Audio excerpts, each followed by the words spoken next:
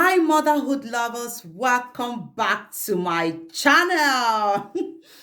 So, guys, in today's video, I am going to be, is a story time, is a chit chat story time, and is a true life story. And yeah, married twice, divorced once. So, I'm here to tell you and share with you why I married twice and why I divorced once. So, if this is the content that you love and you want to be interested in, please sit down, relax, and enjoy because it's going to be interesting, educative, and also it's going to have a lot of information. So I'm going to be honest with you because why I am sharing this story is because there is a lot of divorce.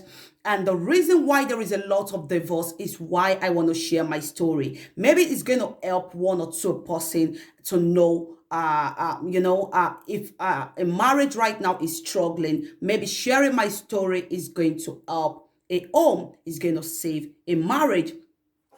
So, guys, I'm married. Obviously, I'm married. I'm married to a Nigerian man from Uromi, that's Esaland, Edo State. So, but before I met my husband, I was married. Before I was married with a white man, a German man, and yeah. Why I decided to share the story is because I know that it's going to help someone, and I've not shared it on my channel.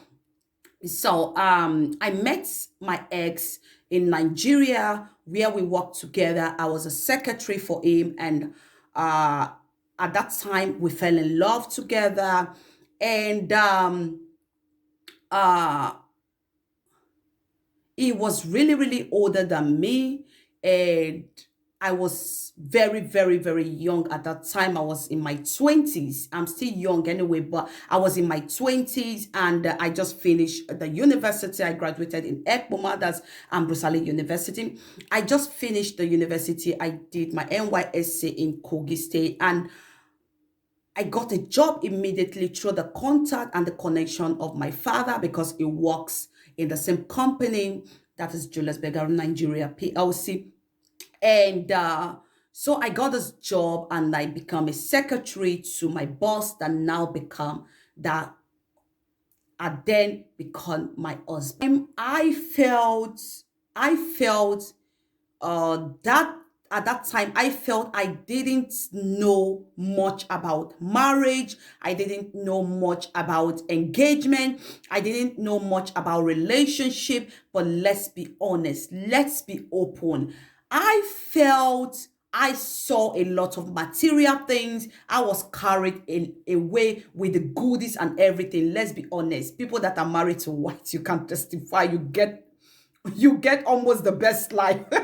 I'm not saying that our black men don't give us the best life, but the freedom in that paradise is too much.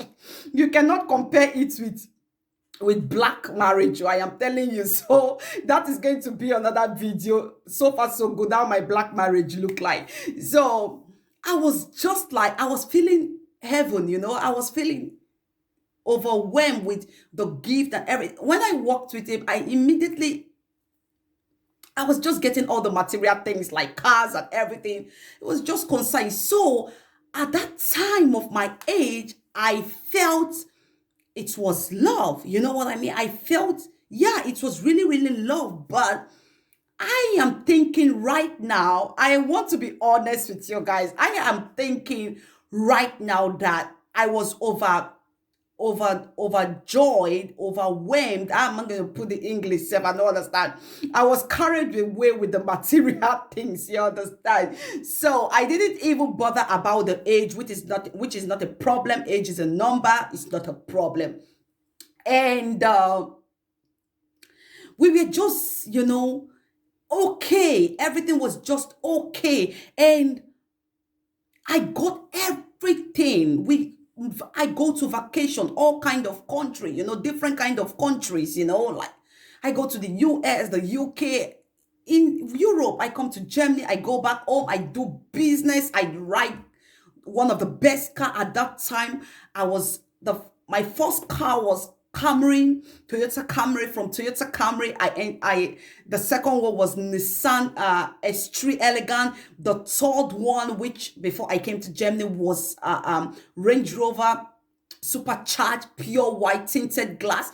I was just in heaven, but there was one thing that was missing in my life, which is the best thing that every woman wants, most women want. And I think 2% will prefer the material things and just go ahead with their life. But I think 98% of the women will take the decision that I took. So what happened was I was empty. Even if I had all those things, all those, flashy, flashy things, I was empty. My life was empty. At that time, I need a child. I want to have a child. I want to carry my child. I want to feel baby and I want to be called a mother. And we were together and children was not coming. I was not getting pregnant. I was really young at that time. And now I am young compared to that time, in my 20s. I was not missing my period. I was not getting pregnant. I was not, nothing like pregnancy. And I was worried about myself. I was worried about what is all this. I was worried about the future.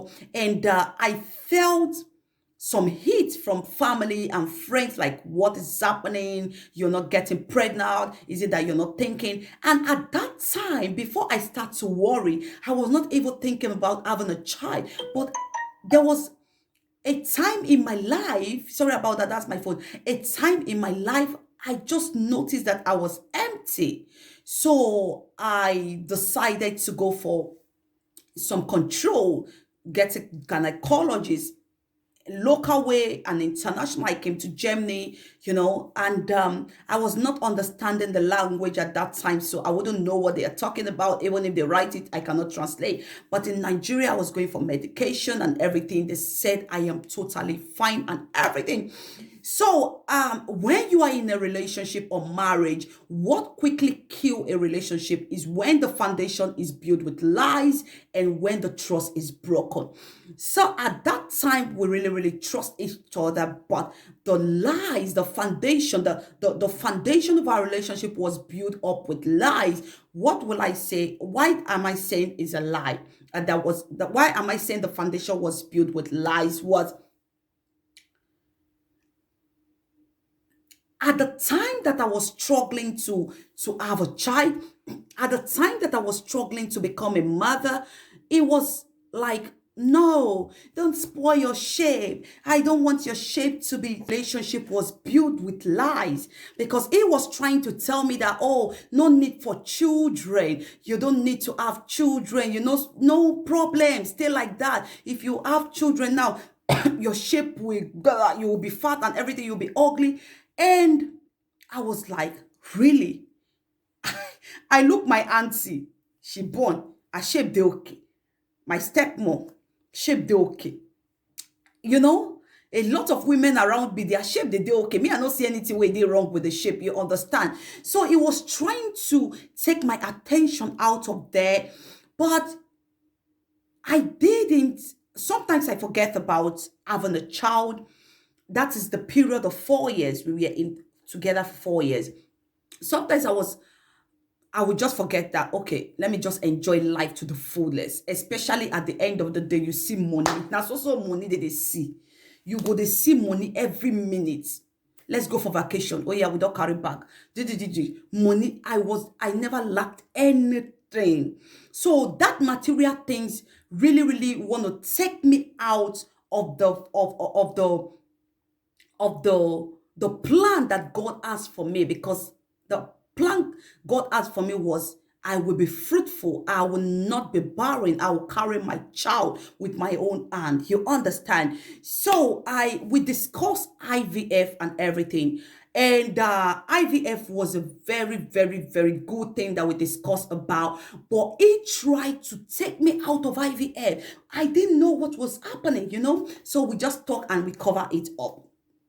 And we tried again, and we discussed IVF. He used talk, cover them up. So, so I find we. To, I don't want the video to be too long, and we were just living our best life. I did business.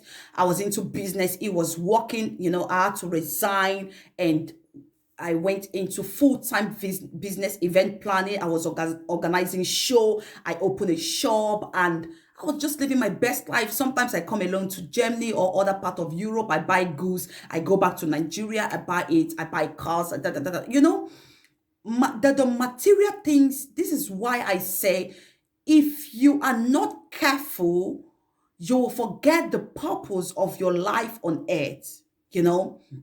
So I was carried away, but sometimes there is this calling. This God will just talk to me like, what is happening? And I dream a lot. My sister, my father, they dream a lot. Sometimes I just sleep and I dream seeing baby close to me. But if I want to take the baby, I will wake up, and I was like, what is happening?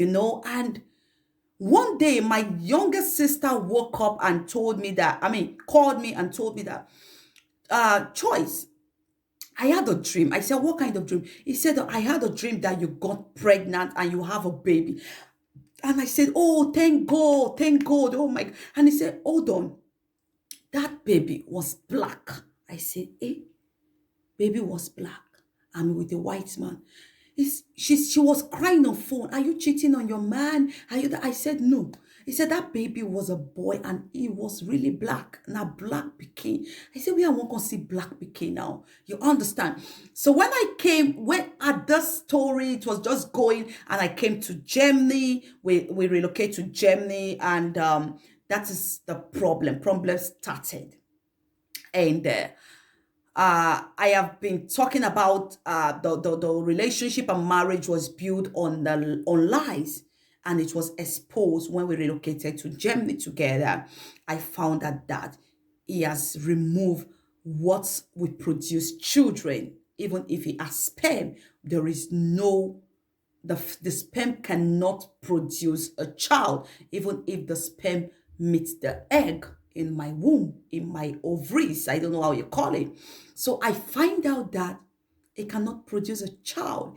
And that was where the lies the lies that I said, it was the foundation that was full with lies. That was when the trust broke in that marriage, because I am not because I just my eyes just opened, and I realized that no matter what, no matter the material things that I got so far, at the end of the day, as long as I am not barren, as long as I am fruitful, I can have a child of my own.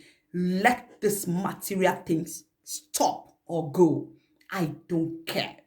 So that was how the whole problem started. And I talked to him and I said, so what do you want me to do now? He said, oh, we should just continue our life, no problem. I said, okay, let's go for IVF. He said, but the IVF is not going to be my sperm. I said, why are you wicked? Why are you selfish? You don't want me to carry my own child?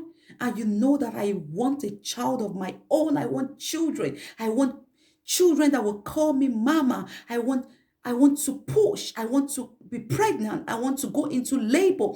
I want to breastfeed and all those things. And I said, I am sorry, Choice. I don't know what I can do. And I said, okay, all right. It is high time. Okay, it is high time. And I start to he start to notice that I was not interested, and that is where the problem start from. So I decided to leave him, because the foundation was built with lies. And there was no need for me to stay in the marriage anymore because the marriage cannot give me children. So in some relationship, apart from finding out that a sperm cannot fertilize, a sperm cannot produce children, apart from finding out, what I want to say is that there are some relationship or marriage that you are in right now. Believe me, it is not your future partner. It is not. I am not saying, I am not talking to everybody. This message is very, very sensitive. Why I say that was, I was thinking that that was my husband from heaven. I was thinking that is the man that I'm going to spend the rest of my life with. But it was the one that God used for me to connect to my future husband. Because without him, I will not be in Germany. And without him, I will not meet with my future husband. You understand? So let me just say something. My husband and I will be sitting down and he will be telling you his journey so far, how he passed through the Libya and everything. And he will be sharing his experience and you're going to see how we connected and everything. So, and assuming I did not leave him, my enemy will be, what I mean by enemy, I will not have children. So leaving him is not a regret. And leaving him stop a lot of things, which I believe right now we have started having it. I and my partner have started having it. The best life, we are having it right now. We have money if we want to spend money. We have money to buy what we want. We have children. But with him, I have almost everything. But one special thing that is very, very important was not having children with him. So right now, I have no regret that I was married before and divorced, and that I married twice, once divorced, and still married to my black man. So this is just to share with you that sometimes don't take life so hard. Sometimes things happen because it wants to happen. That is the will of God. Sometimes the plan of, not most times, the plan of man is not the plan of God. Assuming I stay in that marriage, I will not be a mother today. I will not be called Mama Brian. I will not be called Mama Boyston. You understand? Today, I am really, really happy. Although I don't have that flashy life, materialistic life anymore, but I am contented. I and my husband are building very solid foundation with trust, with faith, with truth, with loyal, with submissive, and we have children, and everything that comes with children is in this marriage. We are okay. We are living our best life. And this is just for me to share my story, that if you're in a relationship that you know that it's not going to work, don't stay there. Don't stay there. We have a relationship that is domestic violence, that is out of pity. Like my relationship with my ex was, I will not have a child. I was, the relationship was not going to produce children. So the best decision was to leave.